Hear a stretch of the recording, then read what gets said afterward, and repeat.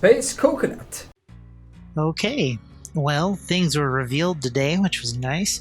I was able to follow it pretty closely, even though I was at work. So today, we're just gonna have a little chat about what we saw in the stream and what I hope to see in the PTB. So his first ability was revealed that he's going to be setting portals around the map. Now, the person at the beginning, I forget his name, says that he talks about that the Demogorgon is going to need to have to place 2 points on the map, one where he enters and then one where he'll exit.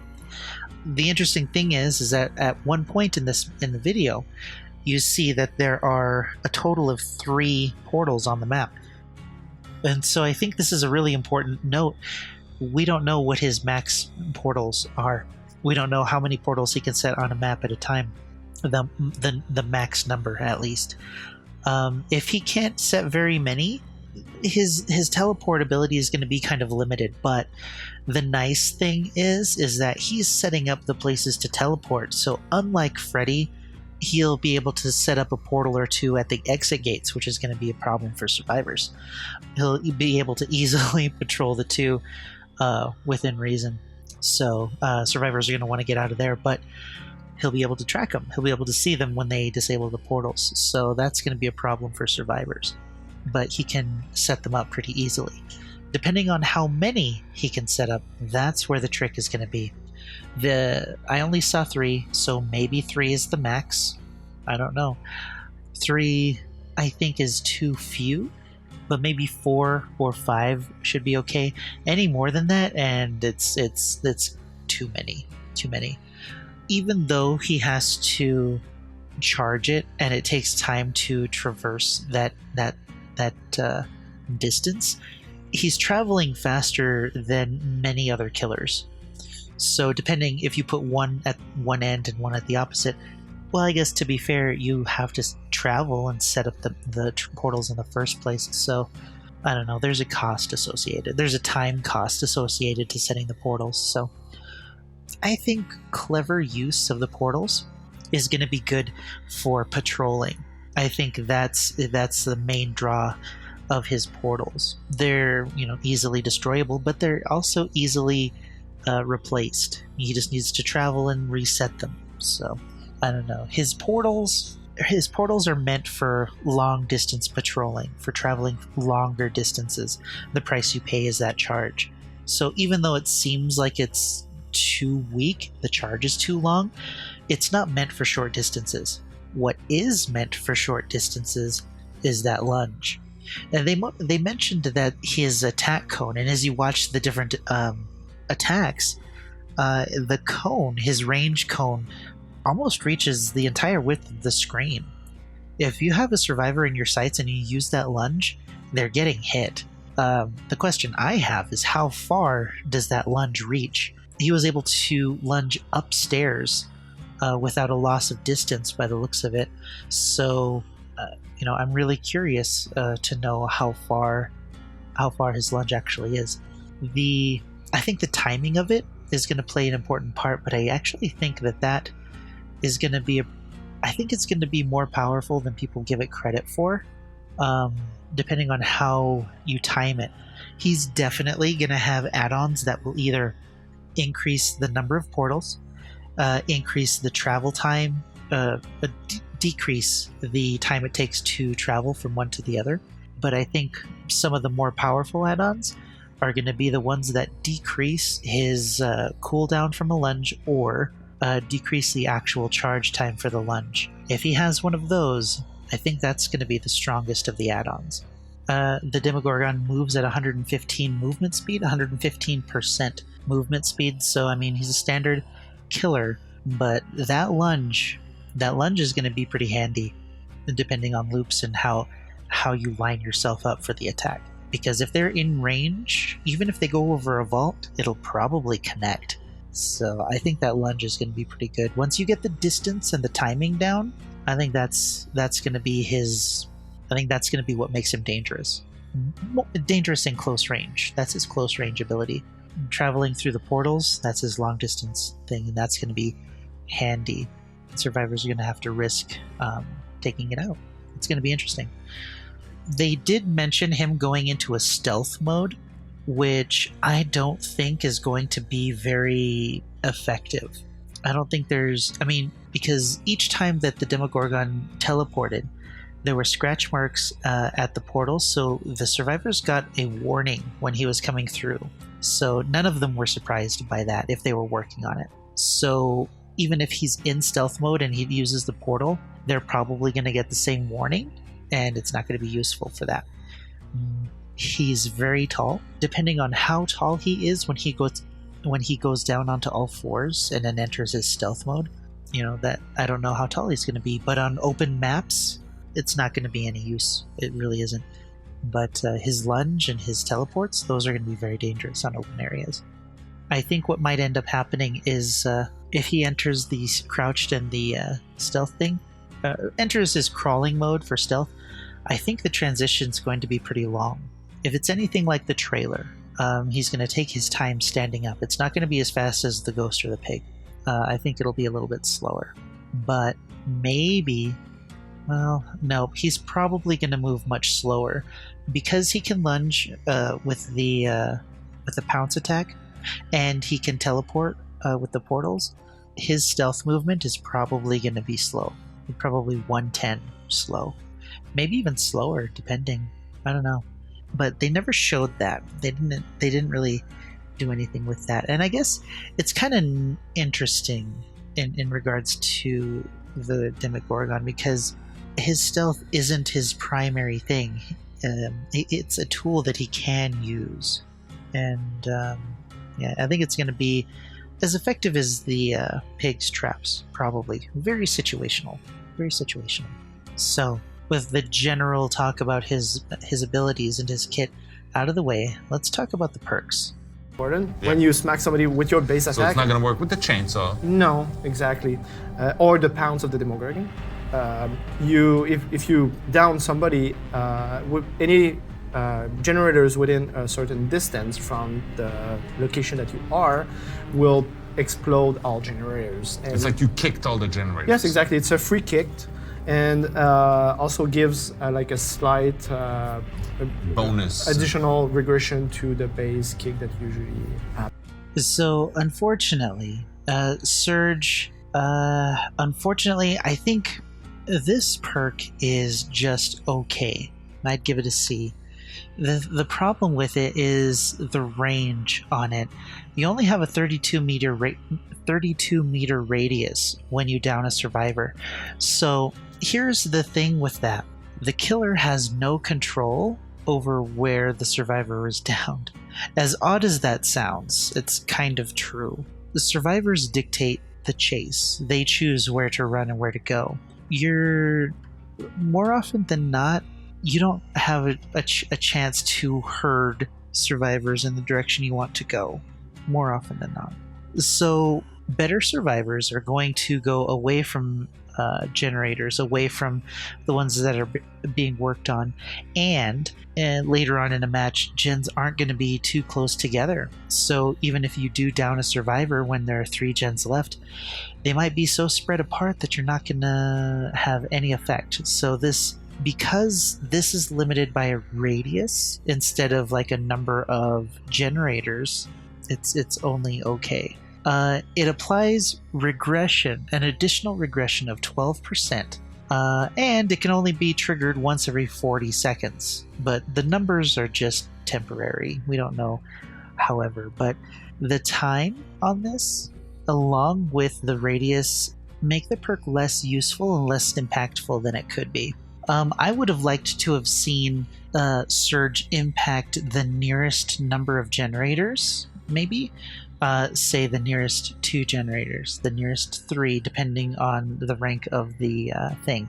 Not all of them, because it kind of doesn't really matter. 12% isn't a lot, especially if it's 12 per 40 seconds. So it's assuming that you only down 1 survivor every 40 seconds, and in 40 seconds, no other survivors are working on generators. So there's that. There's a lot of limitations on this, and that's unfortunate. So, my quick take on this is that it's C maybe D tier perk in general. I haven't thought about, other people. People have suggested that if it stacks with Pop Goes the Weasel, that it might be good. But I don't think this will work like that. So we're just going to look at Surge by itself, without being stacked with other perks to make it better, because then you're sacrificing perk slots to play a certain way, which isn't perfect, isn't ideal. But anyway, at first glance, this one doesn't look very good for that reason, because you can't dictate where the surge occurs. It's only wherever you down the survivor, and it's only with a basic attack, so you're not using your power to do this for the most part, so you have even less control over it.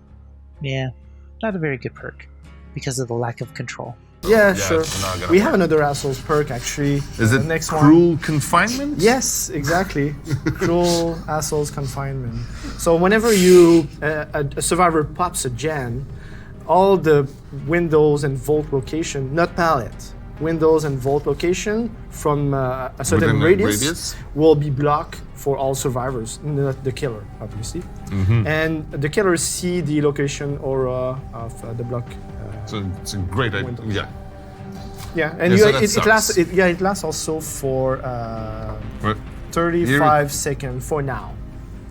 So if you a survivor pops a so gen, once you pop a gen, the You see area the- becomes a lot less safe. yes, exactly. It's better to hang around. So, cruel confinement. My general rule for perks is if the trigger is in the survivor's hands, it's automatically a very weak perk. It's very situational. And this falls exactly in line with that. The killer has zero control over triggering this perk. It is all up to the survivors, and it's assuming that the killer is failing and the survivors do their job by doing gens. The other thing that holds this thing back is the fact that this also is limited within a certain radius of generators, which means a survivor is only going to be in the area for a short period of time. If you aren't near the generator when it's going off, nothing happens. This is of no use to you. By the time you get to the area, the survivor is out of the area or very close to being out of the area, out of the effect of cruel confinement. Now, the time that it's blocked is also very short, 35 seconds, which is pretty darn short, especially considering how long it'll take a killer to get to the area. Now, their assumption is that survivors are going to be doing gens in the killer's face when this happens. So depending on the situation and depending on how the survivors are playing, this is true. Unfortunately, that's not the rule. In order for this perk to actually be good, control needs to be in the killer's hands. Unfortunately, this is probably what we're getting. They're going to tweak the time. They're probably going to tweak the duration. I don't know if they're going to tweak the range, but it really should. Yeah, it's really kind of lame. If the generator's done, there's no reason for a survivor to go back to the area. So, cruel confinement should be permanent. What if that was a deal? When the generator is powered, all of the vaults in the area within that radius are blocked permanently. So you don't want to go back to an area where a gen has been completed. What about that? You see the aura of vault locations? Why? It's it's kind of silly in my opinion. There's no reason for it. But yeah, the killer has no control over this, so it's automatically a bad perk in my opinion. I suppose you can stack it with Bitter Murmur, but I mean, again, you're just kind of doing yourself a disservice. You're like, hey survivors, I can't do this unless you finish gens, so please finish gens. Maybe you can do a fire up build or something like that with this. I don't know. It's not very good. because of the radius and because of the duration, because mostly it's not under your control. And the third one is called Mindbreaker. So whenever, yeah, exactly. So if you go repair a gen that is under 50% of progression, Yes. you'll be affected by the status effect. Exhaustion. Exhaustion, exactly. So if you have perk that active based on the exhaustion, well, you're saying like probably, well, just when I'm doing gen, but if you have a cooldown on one of those perk, the cooldown is paused. So Okay. if you already activate sprint burst, for example, you go repair a gen, then your sprint burst will not degress. Refresh while yeah, you do that. exactly. And the effect persists for 3 seconds after you leave the repair. So if you So that sucks a bit. yeah, so if you repair and you see the killer coming your way and you want to like sprint burst whatever, it's not gonna be possible. So you have to walk a bit. Okay.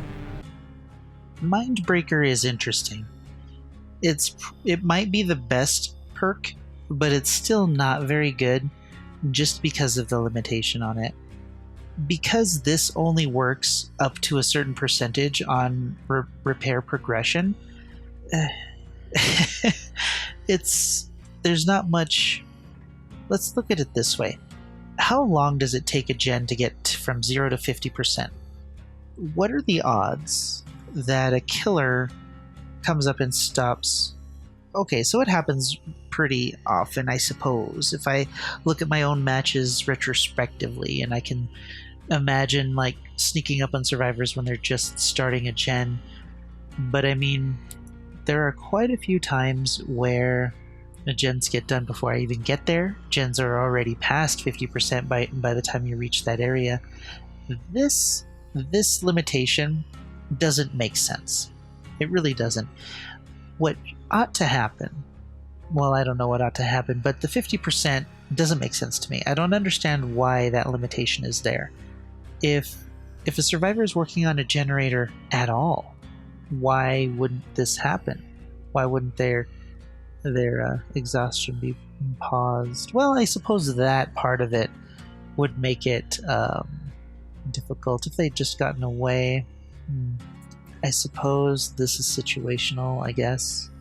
I don't know, but it depends on the time. The effect persisting a number of seconds after leaving the gen is pretty good because, for like Wraith or Sneaky Killers, you can get in on them before Sprint Burst will activate, and you can, get them and sneak up on them later. But that I don't know, that Mindbreaker thing with 50% on the gen repair speed or progression, I'm really iffy on that. I think this one I would really need to test in the PTB with like the Wraith or Ghost to see how well this does. I mean, my go-to is probably Wraith on this perk. I don't know. It's really iffy because after, I don't know.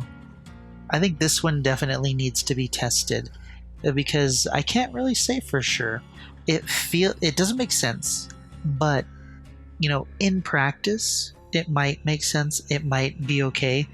I mean, if you stack it with Pop Goes the Weasel and are able to keep gens low at near the end game, then that's going to be pretty strong.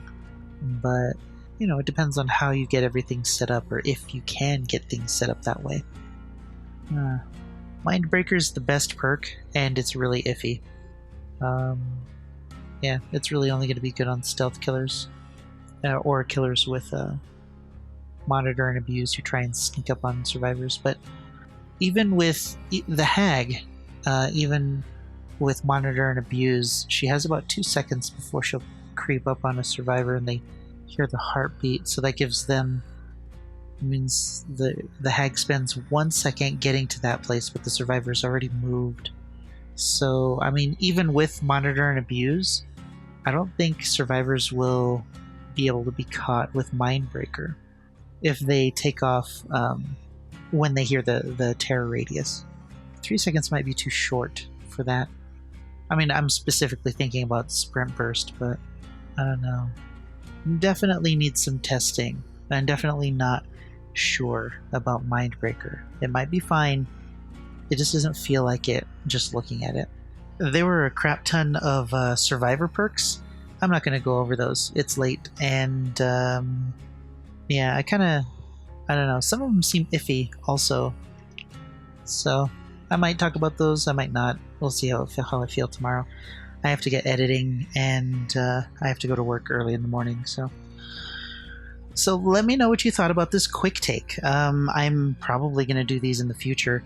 We'll definitely go over the perks with perk studies later after the release when they've finalized all the numbers and stuff. And then we'll say for sure, you know, whether the perks are good or bad, or, you know, niche use. So yeah. So let me know what you thought about this setup, this quick take, this quick opinion thing. And we'll just go from there. I appreciate you guys' support. The channel's been doing really well recently, and it's really thanks to you guys who enjoy this stuff and just enjoy hanging out with me. That's really nice, and I appreciate it very, very much. Tomorrow is Friday. I'm going to do some Commander 19. Oh boy, I need to do a video, an extra video. It might just be a gameplay. I might be lazy tomorrow because I want to play some Magic.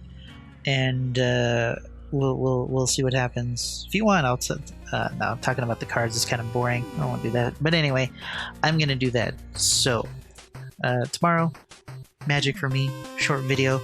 I have the rest of the weekend to myself. I'm gonna work. It's gonna be nice. I might have a logo thing. I have to talk to a guy. In fact, I probably should have sent him a text message. Ugh, I have a lot going on, guys. I really, really do. So I'm gonna get to work.